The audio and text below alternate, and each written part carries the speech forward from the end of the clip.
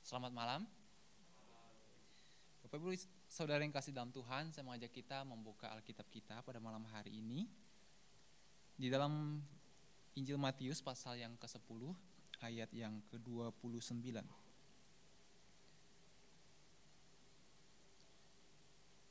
Matius pasal yang ke-10 ayat yang ke-28, 28.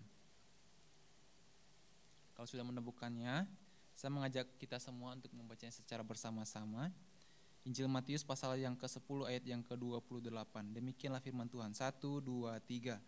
Dan janganlah kamu takut kepada mereka yang dapat membunuh tubuh, tetapi yang tidak berkuasa membunuh jiwa. Takutlah terutama kepada Dia yang berkuasa membinasakan baik jiwa maupun tubuh di dalam neraka. Nah, Bapak Ibu yang terkasih dalam Tuhan, pada malam hari ini kita berbicara tentang menghadapi kematian atau rahasia menghadapi kematian. Mungkin tema ini kalau kita dengar sekilas merupakan tema yang cukup menggelitik ya gitu, mengerikan. Tetapi kalau kita ditanya kepada setiap kita tentang pertanyaan, jika kita mengetahui misalnya besok kita akan mati, apa yang akan kita lakukan hari ini, detik ini, atau saat ini? Mungkin ketika kita mengetahui hal itu, kita akan otomatis melakukan semuanya, segala sesuatunya itu dengan baik. Kita akan mengusahakan bahwa hidup kita benar di hadapan Tuhan, sehingga menjelang kematian kita didapati hidup benar di hadapan Tuhan. Nah, kalau berbicara tentang hidup atau berbicara tentang kematian, ada satu istilah yang cukup populer dan menarik dibahas, yaitu tentang istilah memento mori. Ini merupakan sebuah filosofi dari stoikisme, bahkan di zaman Romawi sudah ada yang membahas dan memiliki arti ingatlah bahwa kamu akan mati. Nah, filosofi ini sebenarnya ingin mengingatkan bahwa agar setiap orang dapat memperhatikan tingkah lakunya seperti itu. Supaya apa yang dilakukan bukanlah sebuah hal yang sia-sia. Kalau berbicara tentang kematian, maka kita tidak akan pernah tahu kapan waktunya itu akan terjadi dan kapan itu akan menimpa setiap kita. Ketika saya juga waktu masih SMTK, saya sangat familiar juga dengan kata-kata yang hampir mirip dengan istilah memento mori, yaitu lakukanlah segala sesuatu seakan kita akan mati hari ini, dari Mahatma Gandhi. Nah, ini kata-kata yang menurut saya cukup powerful. Waktu itu bahkan membuat saya termotivasi untuk melakukan segala sesuatunya dengan baik waktu itu. Tetapi memang akhirnya tidak berlangsung lama juga waktu itu ya. Tetapi istilah ini cukup memotivasi banyak orang, mempengaruhi banyak orang. Bahkan sampai saat ini kata-kata ini masih sangat relevan bagi banyak orang. Menjadi satu dorongan untuk setiap orang melakukan yang terbaik di dalam setiap pekerjaan, dalam seluruh aspek kehidupannya. Karena berpikiran bahwa besok itu akan mati seperti itu. Nah, tetapi istilah ini sebenarnya juga sudah ada di dalam Perjanjian Lama. Kalau kita membaca di dalam Yesaya pasal yang ke-22 ayat yang ke-12 sampai ayat yang ke-13.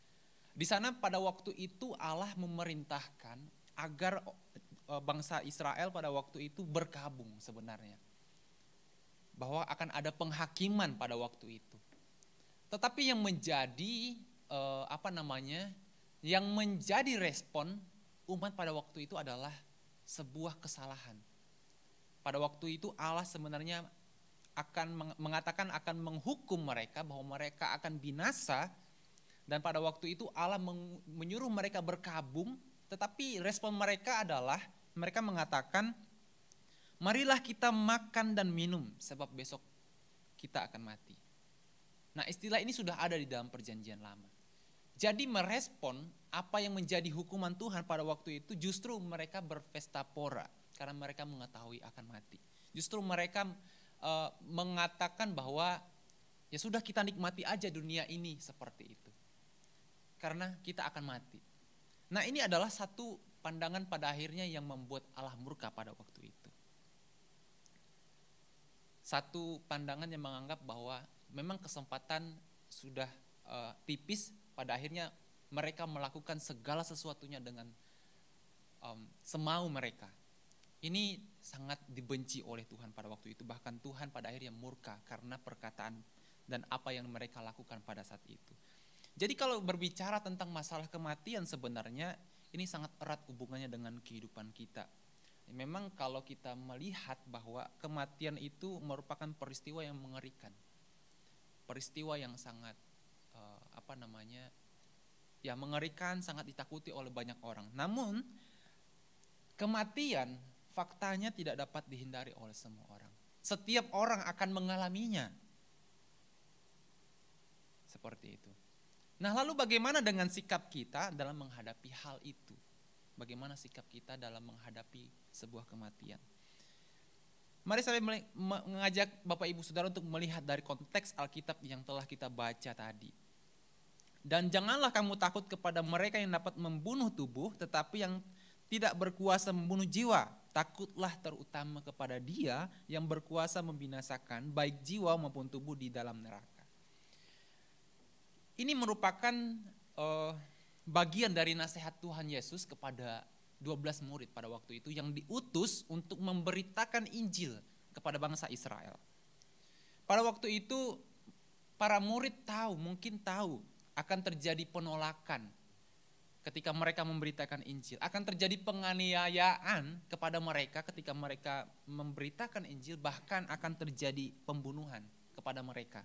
Sehingga di sini Tuhan Yesus menasehatkan mereka. Di sini Tuhan Yesus mengingatkan kepada mereka, jangan takut akan kematian yang akan menimpa kalian seperti itu. Akan apa yang akan mereka alami, janganlah takut. Jangan fokus kepada di situ. Tetapi di dalam bagian ini justru Tuhan Yesus ingin para murid itu fokus untuk memberitakan Injil kepada orang Israel. Tuhan Yesus ingin menyampaikan bahwa kematian di dunia bukanlah hal yang utama untuk ditakuti. Tetapi lebih daripada itu, takutlah akan Tuhan yang lebih berkuasa. Dan lakukanlah apa yang menjadi perintah Tuhan. Jadi di sini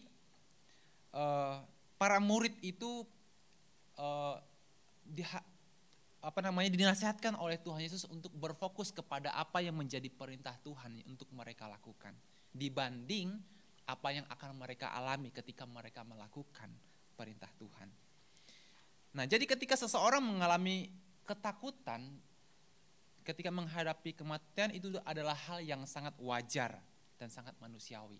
Dan itulah juga yang dialami sebenarnya oleh para murid pada waktu itu. Bahkan kalau kita sebenarnya ketika kita menyadari bahwa waktu itu adalah singkat, itu merupakan hal yang sangat penting juga untuk kita memikirkan tentang kehidupan kita.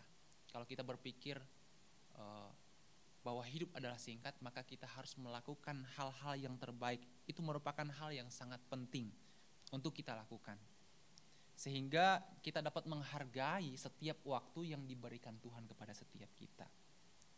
Nah, tetapi itu masih pemikiran yang duniawi. Bahkan tidak ada bedanya sebenarnya dengan orang yang tidak percaya kepada Tuhan. Kalau hanya berpikir bahwa waktu itu harus digunakan dengan baik. Kalau kita hanya berpikir bahwa kalau misalnya besok mati maka saya akan memberikan yang terbaik. Apa bedanya dengan dunia? Dunia juga melakukan hal yang sama. Nah, lalu bagaimana? Apa yang harus kita lakukan sebagai orang percaya? Yang lebih daripada itu. Kalau kita melihat peristiwa pengutusan ke-12 murid tadi, Yesus mau mereka melakukan yaitu pemberitaan Injil. Mereka harus fokus apa yang menjadi perintah dan yang diberikan kepada mereka dan fokus untuk hidup takut akan Tuhan. Bukan fokus kepada ketakutan akan sebuah kematian yang akan mereka alami. Nah, demikian juga dengan kita sebenarnya. Tuhan mau kita agar mendasari hidup kita bukan karena ketakutan akan kematian. Tetapi fokus melakukan apa yang menjadi perintah Tuhan di dalam kehidupan kita. Jadi bukan fokusnya takut akan kematian, maka kita melakukan yang terbaik di dalam kehidupan kita. Nah, mengapa? Karena kematian bukanlah akhir dari segalanya. melainkan batas untuk menuju kehidupan selanjutnya.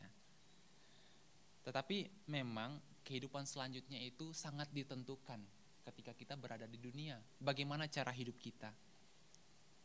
Kalau kita tidak hidup berkenan di hadapan Tuhan, ya seperti, ya kita tahulah seperti apa kehidupan kita selanjutnya setelah kematian. Dan pertanyaannya bagi kita adalah, apakah kita sudah mendasari hidup kita? Sudah mendasari apa yang kita lakukan itu di dalam kasih karunia Tuhan? Atau apakah kita mendasari segala sesuatu itu hanya takut dengan kematian? Nah, itu pertanyaan buat kita. Tetapi sayangnya memang kita masih lebih sering diarahkan oleh ketakutan-ketakutan itu.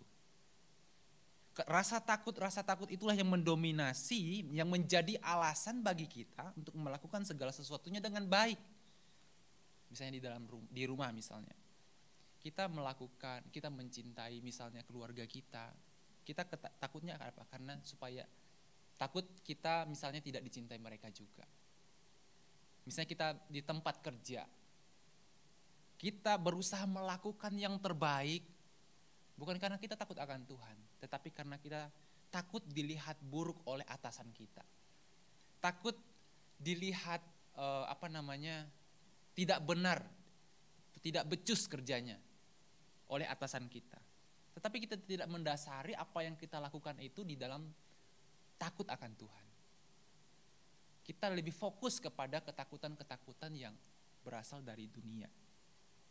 Ketika kita beribadah kepada Tuhan, apa yang mendasari kita datang beribadah kepada Tuhan? Apakah kita karena takut dimarahi oleh Bapak Gembala misalnya? Atau karena kita ingin mencari muka seperti itu? Nah, itu adalah ketakutan-ketakutan yang dasarnya tidak benar ketika kita melakukan segala sesuatu.